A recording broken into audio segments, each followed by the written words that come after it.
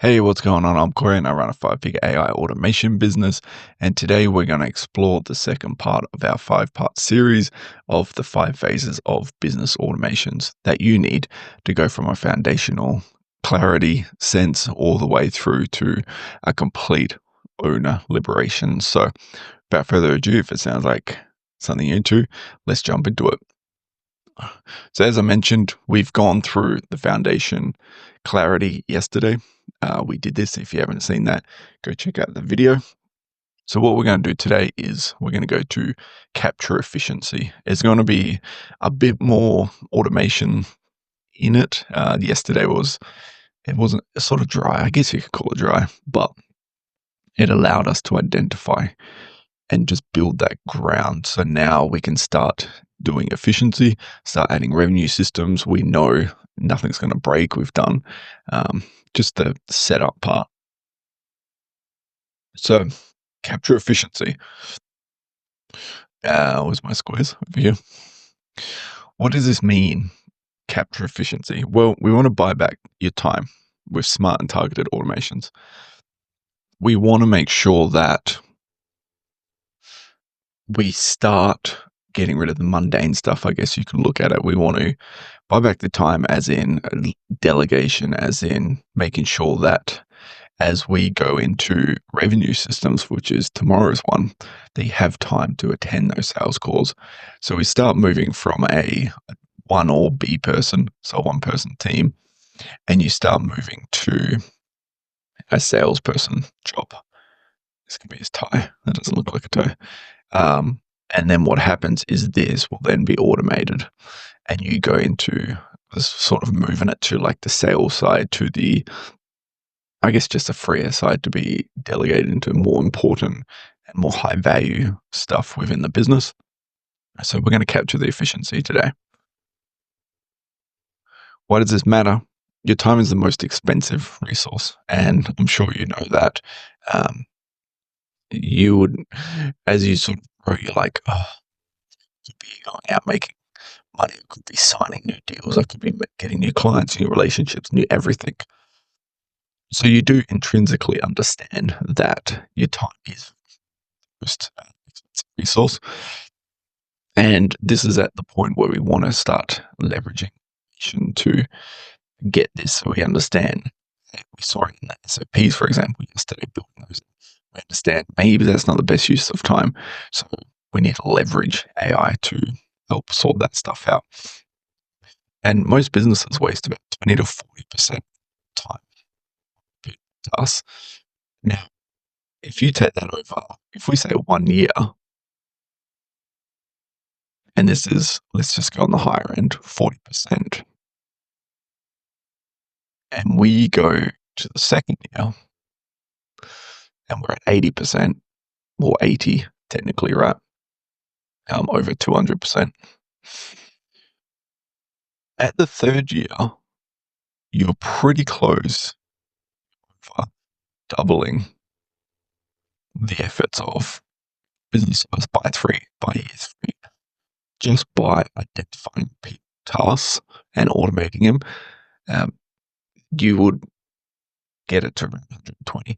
Now, realistically, you could probably up this. You can, at this now day and age, you could run about 90% of a whole business using AI. There's very little that you can do. The sales can be automated. Even sales calls, you can use AI to attend sales calls for you. You can either talk in the microphone, AI to do it, and it's getting pretty good technology. Do I recommend it? Probably not. But the point is that this is a generous number, I would say. Yeah, like nearly every operations side should be able to be automated. Administration should be able to automated. So, but before we do this, we need to delegate to code before you delegate to people. So, what this means is,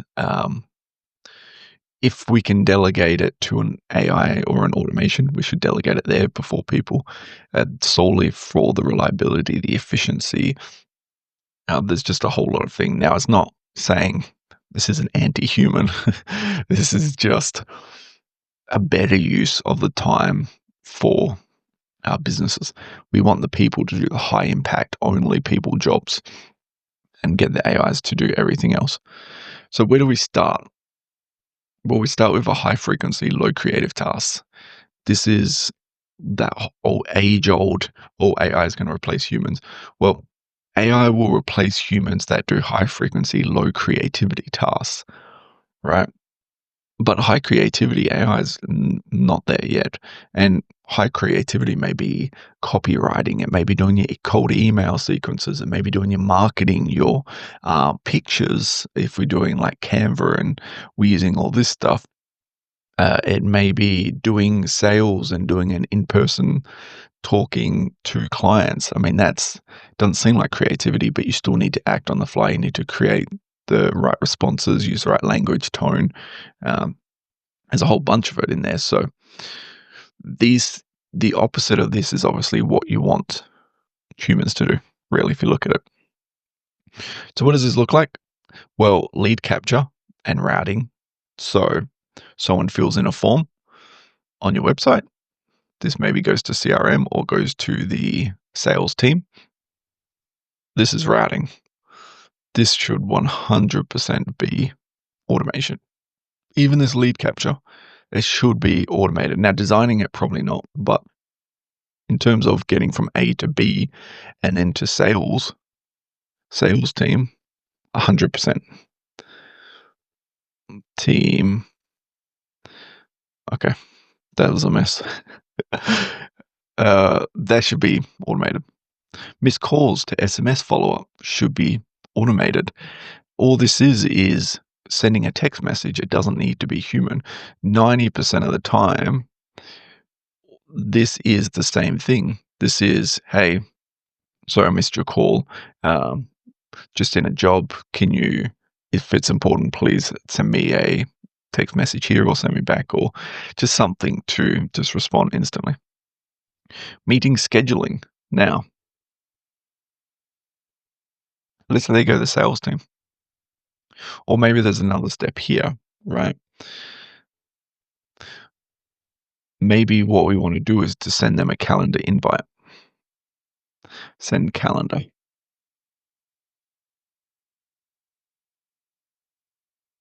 If we're going to send them a calendar invite, there's no reason why this meeting scheduling can be put into here. This is for your sales. This can also be for maybe a staff meeting. So you could have staff wanting to have a meeting with you. They can book into the calendar using some sort of scheduling software. You can do like a Google. You can use like a Google Meet and, the normal way to do it. But you could always, even something like a Telegram is a creative way to do it. So a messaging app, we can set AI agents up. This is sort of a higher end scale, but you can set up a Telegram AI bot. So when you put in here, we say, I want a meeting with X person, it then crafts the meeting through Outlook and then sends the meeting to the person. And then they say, hi, yes, boss. Or the bot says, yes, boss, meeting is booked. Proposals and document sending. Now, proposals take up, for the higher end scaling teams, the higher ticket clients, proposals can take about 2 hours per one. Now, imagine if we can put in variables. So, for example, we have a type form for here, right? And we put in the problems that when I'm doing these sales calls for Blacklight, I put in the problem the client has, the solution, the time frame, and then obviously the details at the beginning. And deliverables can be part of the solution. But what this does is it then goes in and GPT, it's going to be GPT, will then get this and craft it into a long form. So when I'm putting these notes in, I'm putting notes into type form and I'm putting it paragraphs, I'm putting scattered thoughts, I'm putting, I guess you could call it rushing, just very, just the grammar is just not there, right? And I'm putting dot points, I'm putting numbers. What it does is then we send it to using make.com. We send it to ChatGPT to craft it and make it look nice and make it look professional. Add some certain things that need to be in there. We don't make the temperature super high. We make it just so it's a little creative to give a freedom of choice for words. And then what it will do then is it then creates the draft, puts it inside of the proposal, inside variables.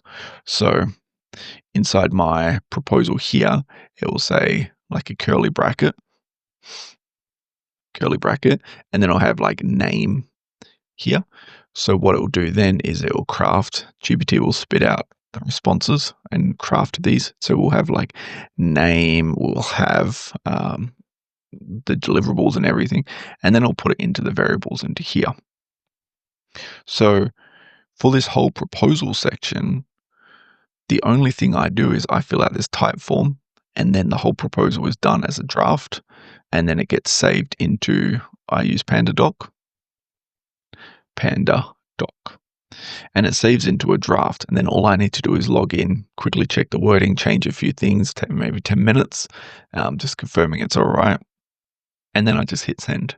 So what people take 2 hours to do can then be moved to about 10 minutes per proposal. So imagine if you're doing one, or maybe if you're doing like 10 a week, this is like a 20-hour to 100 minutes. Status update emails. Now, this works incredibly well for marketing agencies, work incredibly well for status update emails. So this can mean a team. This could mean a status update to your team. This person has now been onboarding. Please proceed to the correct route or to the right thing that you want to do. But status updates to clients within marketing agencies, a killer. That is probably one of the lowest hanging fruits that you can get. That is incredibly preferred to. It's like getting in the client's good books, really. So every day, at the end of every day, or every week, whatever your agency picks, you just do a marketing summary update email to the owner with all the campaign details. So what was the click-through rate, what was the impressions, what was the customer acquisition. You can just go through all of them and put them in there. Internal staff creation is another one. So this is more project management. So we can automate when who was that character from yesterday? When Ben finishes a task, it automates to Sandy, and he just ticks a box, or he changes the status on ClickUp or something, but it just changes automatically, and then the task gets created in the CRM for Sandy to do what she needs to do. Very, very quick, rather than Ben saying, "Hey, Sandy, done this work. Please proceed with your section," or "Can you please do this? Here's some notes." We can just do an internal task creation. So you can see we don't want to automate everything, only where ROI is immediate. Lead capture, we're saving a lot of time. Missed calls, we're doing a higher ROI because we're replying back straight away. Meeting scheduling is an efficiency as well. The proposal doc sending, we're saving, an hour and 50 minutes per application to then do more sales calls. So we can do another 5-6 extra sales calls just in that. Status update is doing the ROI for our clients. They're perceiving the value that we're offering a hell of a lot higher because we're updating them on the campaigns. And then internal staff creation is just less of that friction within the team and a lot more streamlined, so we can just scale it up.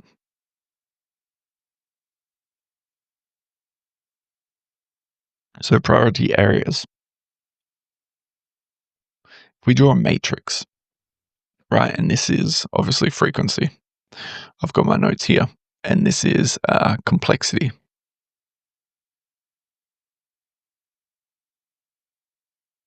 What we want to do is to find the priority. We want a high frequency. So even if we do like a box,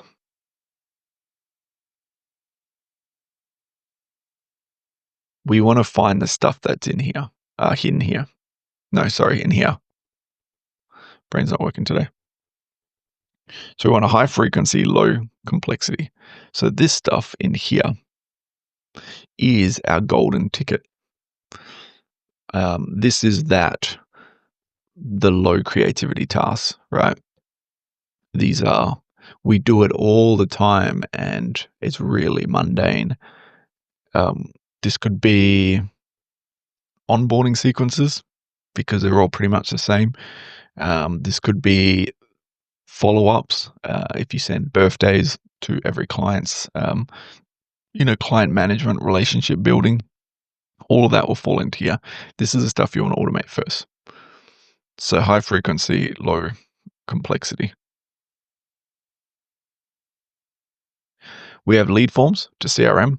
Huge thing, right? We sign a new client, we got to put them into the CRM. Booked calls, reminders, Notion task. So when they book a call, where can we draw this? So they book a call here. Maybe we want to make sure that 24 hours out, 24 hours out, we send them an email. And then 12 hours out, we send them maybe another email. And then maybe 1 hour out, we send them a text. And you can see if we had someone doing this is incredibly high frequency. This is like up here. And it's not complex because these are all templates.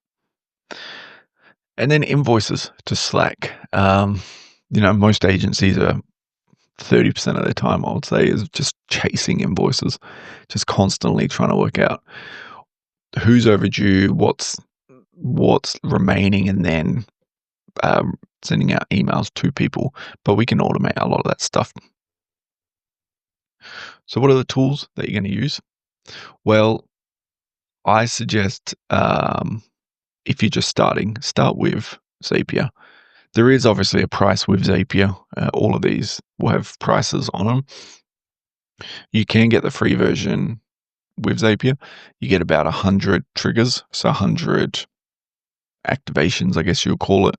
Once you go over that, it works out to be a lot cheaper to go to make.com.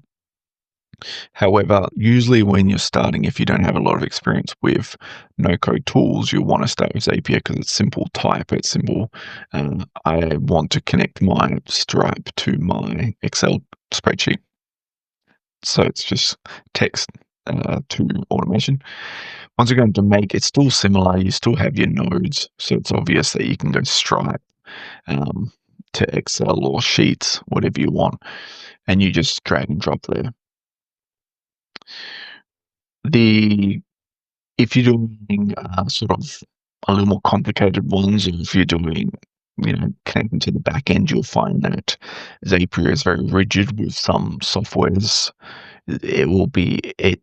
When you create the node like this and it lists the tasks that you can do or the stuff that you can turn on inside the node, it's very one-dimensional. It's like a very basic activities that each can do. So maybe an invoice, it might be send an invoice, review a certain single invoice, for example. But then in Make, this might be like review all invoices within 30 days that are over by $1,000. So it's a lot more customized. But to start, we're going to start with Zapier and then Make. If you're using Go High Level or some sort of CRM, you want to use the workflows, the automations in it. If not, you can use a email module. So in Zapier and Make, you can get a Gmail module that you can just use your own email accounts with. You want to go with Calendly or Cal for any sort of booking.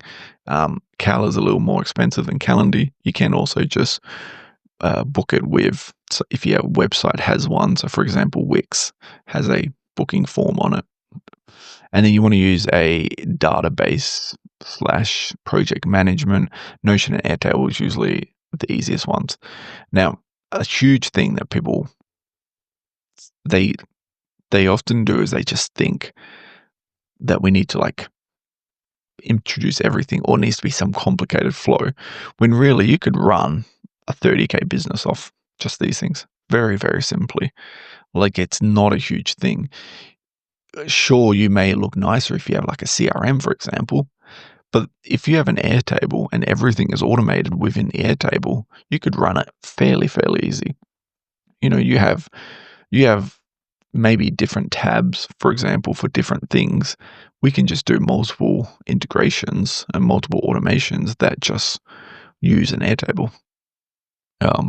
So you don't even really need this. This can be done through emails if needed.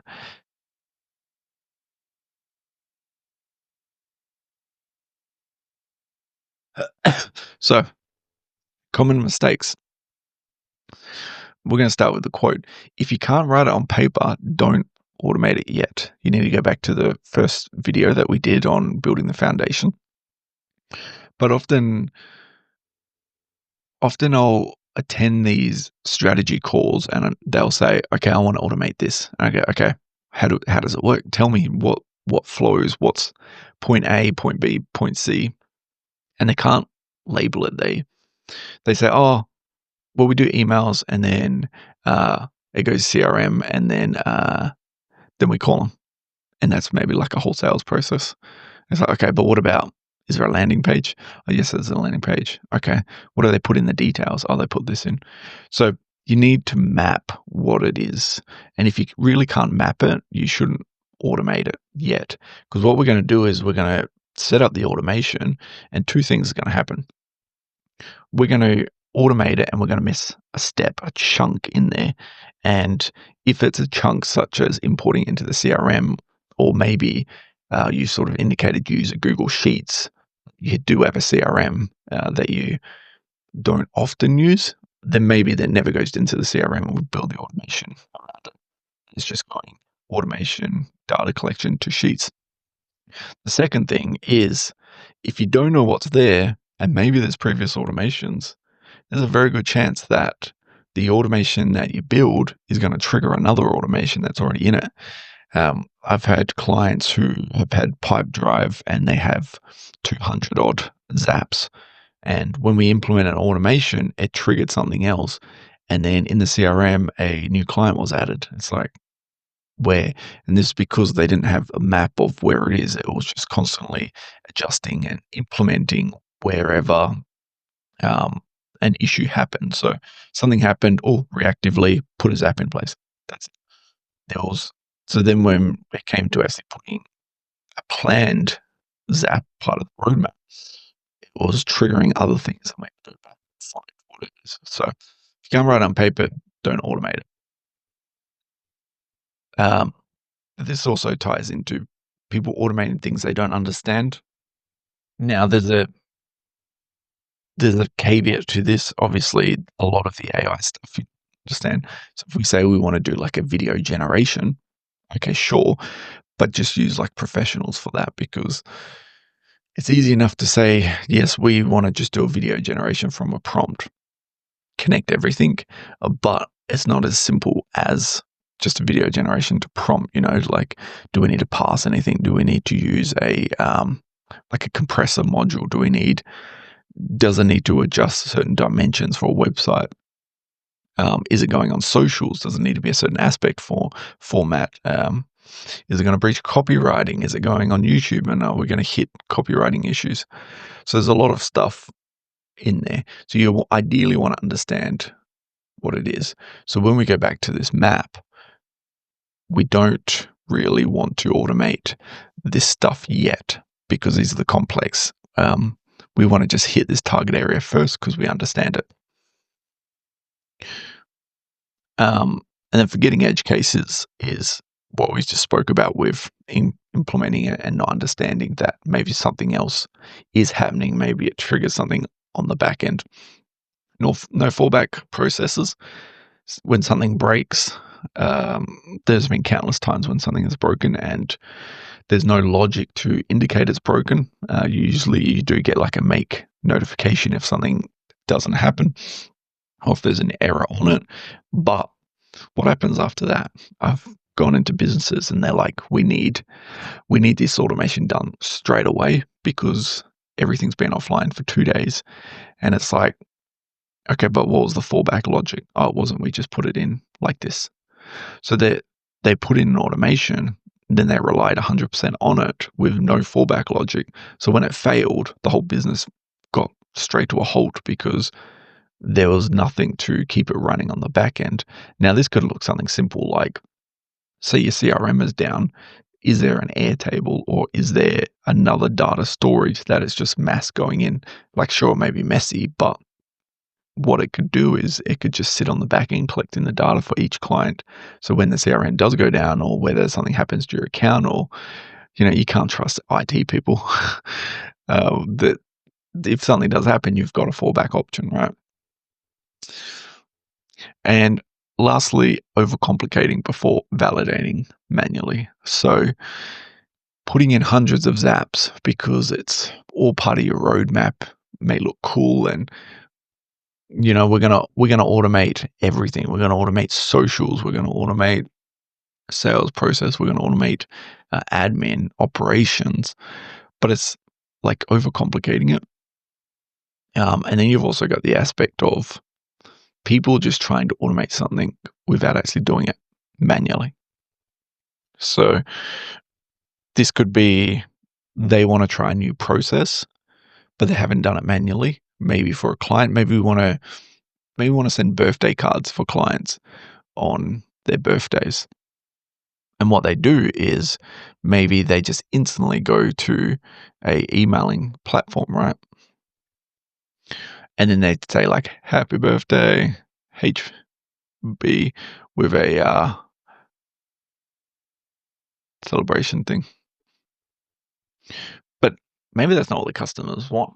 Maybe rather than doing this, they actually found this got them added to spam, or they saw it as being annoyed. Now, this is an extreme case, but possibly when it was their birthday, they wrote a card, a handwritten card saying happy birthday. And maybe by doing this, it increased revenue by 200%. Now, this is a perfect example of validating, right? Maybe this actually decreased it by like 50% because they thought it was just annoying or ingenuous or, a promotion sort of thing. But often people will just jump in and they'll just straight away automate this without validating. So what you want to do is you want to say, okay, this one is done that. All right, how can we automate this? What can we do? Maybe we can automate sort of text and it sort of looks the writing on the card looks like it's handwritten, and then we just sign it to speed it up. So we need to validate it. And yes, I understand that's an extreme example. So once we've done all these, you've pretty much done with phase 2. We've captured all the efficiency sections. We've got our foundation. We've got all the operations in. We've got all our efficiency, how to make it quicker, how to speed up all the mundane tasks. Well, the next one is we're going to multiply the revenue. And that's where the fun begins. So what we've done is now gone into this role. Where is that little man? We've gone into this role and we've freed up a lot of time, right? So now we've got our little owner here, let's do a little hat, is efficient as hell. Like he's all the basic jobs are done. They're like, mundane stuff is handled. We've got the foundation in place. We can now start increasing the revenue. And what happens is essentially our funnel is clear. There's no roadblocks. It's not, blocked here so it affects some sort of traffic coming in. It is completely clear. So now we can start flowing as much revenue in without causing the bottleneck here. And once the boring work is handled, we free you up to build scalable systems. So once we do this, we have the funnel, it's clear going through. We can multiply it, or we can start adding a bigger funnel, which will be using AI for revenue sources, so we can start flowing a lot of stuff in. And this is sort of the key to the revenue AI. And you can see that people just instantly jump to phase 3. Their perception is this: I will start a business, I will put this in place, and then I get this. And it's so much more to it, because what happens if we do this and these two aren't here? This is where your bottlenecks occur. It bottlenecks because you don't know who does what. You have an increase of leads coming in, and you have a bottleneck here because you can't. You're not efficient in actually doing it and delivering it. And then this one would have a bottleneck in terms of mass delivery. So hope that clarifies everything. I hope you learned something from this video. If you have any questions or want to see something specific, or maybe I've missed something or you want to clarify it, let me know in the comments. Otherwise, you can send me an email. The email address is in the description box. Otherwise, like and subscribe, and I'll see you all in tomorrow's video, where we're going to discuss revenue systems, the best of the best, the fun topic. See you all later.